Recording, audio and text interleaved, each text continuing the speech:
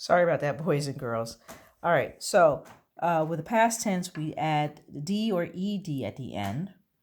Usually, a present tense verb has an S on the end, and a future tense verb is always has the word will in the beginning. So we see that this young man is painting. His name is Sam, and it says, "Yesterday, Sam." If our base word is paint, how are we going to make that past tense? That's right, we would add ed at the end. Yesterday, Sam painted. Today, Sam,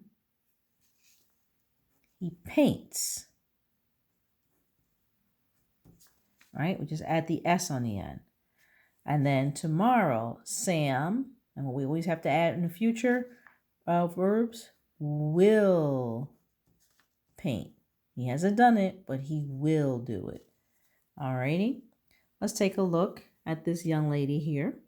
Her name is Teresa, and she looks like she's writing something.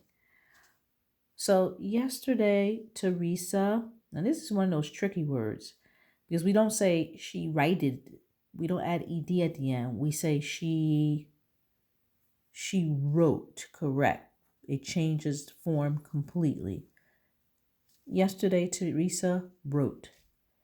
Then we say today, Teresa writes. Right, we're just going to put the S on the end. And then tomorrow, Teresa will write. All right. So that's how we work our past, present, and future tense. Past means it already happened. Present means it's happening now. It happened today. Future means it's going to happen. We haven't done it yet. To show past tense, we usually add an ed to the word, or maybe just a d if the word already ends in an e. For present tense, we usually just add an s. Sometimes we'll have ing because they are doing it. I am walking. I am talking. That's doing it now. And last but not least, our future tense, something that is going to happen. It hasn't happened yet. It's not happening now, but it's going to happen. And you usually have to put the word will in front of it so that we know that it's something we will do. We haven't done it yet, but we will. And so we'll paint for Sam. Alrighty, we're moving on to our story today. Hopefully you looked at or listened to the video I had the other day. Again, I don't have this book at my house, so I'm using my book that I have the story in to read the story to you today, and we'll go over it and ask some questions as we go through it. Alrighty, so again, we're looking at sequence of events, things that happen in a sequence order. We're using visualization to visualize things that we are reading about in our story. Our story is called Curious George, Dinosaur Discovery, and is written by Margaret and H.A. Reyes. That's actually a husband and wife team that writes all of the Curious George stories. Sorry, let me open up my book. Alrighty, first page, it says, "This is George. He was a good little monkey and always very curious. George loved to go places with his friend, the man with the yellow hat. One of their favorite places to visit was the Dinosaur Museum." And we see our words to note is and go in the story. And so the first thing that's happening is that they're going to the museum. All right. Then it says, "Today is a special day." George's friend said, "Today is a special day," George's friend said. "We are going to do something very interesting." George was curious. What could be more interesting than a trip to the dinosaur museum? The man with the yellow hat led the way through the museum. George wanted to stop and look at the dinosaur bones, but his friend kept going, so George kept following. Finally, they walked right out of the back door. Nice pictures. You can see the dinosaur bones and some dinosaur skeletons they have there. And kind of George wanted to stop and look, but what happened? They kept going, and they went through the museum all the way to a back door. And even though they show us pictures, we can make up pictures in our own mind. If we've been to a museum that has dinosaur bones, maybe we start to think about that museum as we read this story.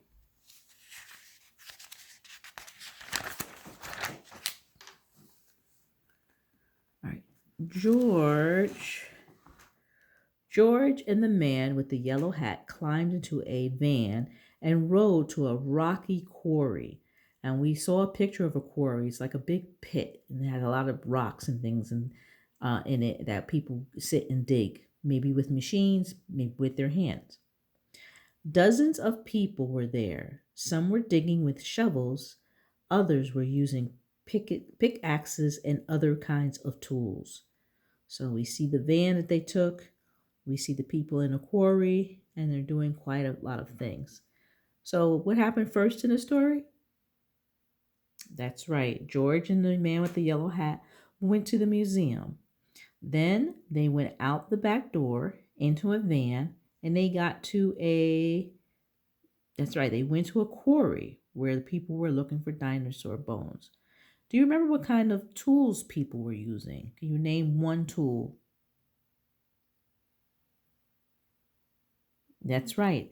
They used shovels, pickaxes, and pans. Alrighty, let's go on with our story. And it says, surprise! George's friend said, we will be helping the museum scientists dig for dinosaur bones. George was curious. Were there really dinosaurs buried in the quarry? He ran over for a better look. George watched the scientist work. She dug up some dirt and put it into her sifting pan. It took a long time to sift it, and in the end, no dinosaur bones.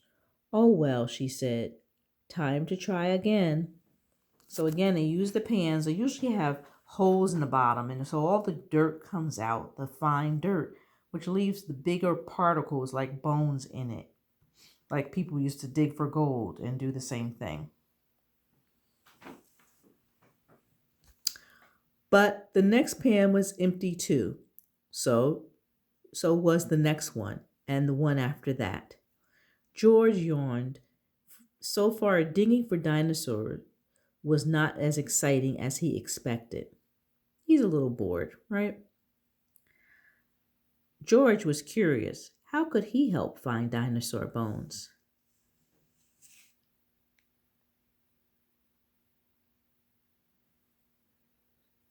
He found a spare shovel lying nearby.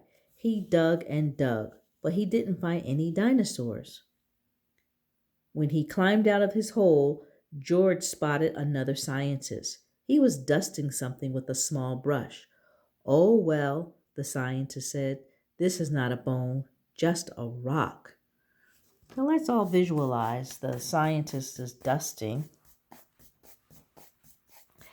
off a rock. When y'all make believe we're dusting off a rock. And he thinks it might be a bone, but he finds out that no, it's actually just a rock. And our first part, how do we know that George was tired? Yes, he yawned. He yawned and he stretched, and it said he's kind of tired and a little bit bored. Because he found that the digging for dinosaurs was kind of boring. If I say George takes a snooze, will he take a nap or will he keep digging? What does snooze mean? That's right. He's going to take a nap. So snooze and nap, those are synonyms, and we're going to learn more about those later. Synonyms are words that are different words, but they mean about the same thing.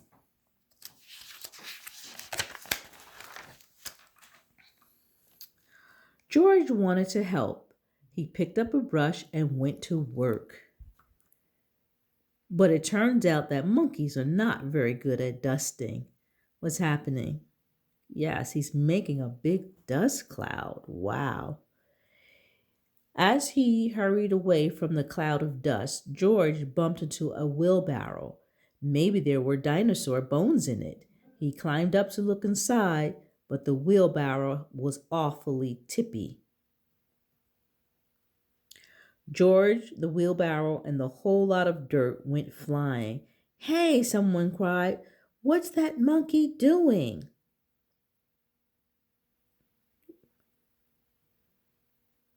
And then we can see the workers there. How do they feel about the dust that George is making? Probably don't like it too much because they're covering up their faces.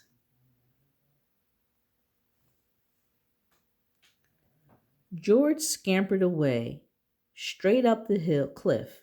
Monkeys are good at climbing, so George kept going higher and higher. There he is. He's trying to get away. He feels bad about the mess he made. When he got to the top, he accidentally knocked a stone over the edge.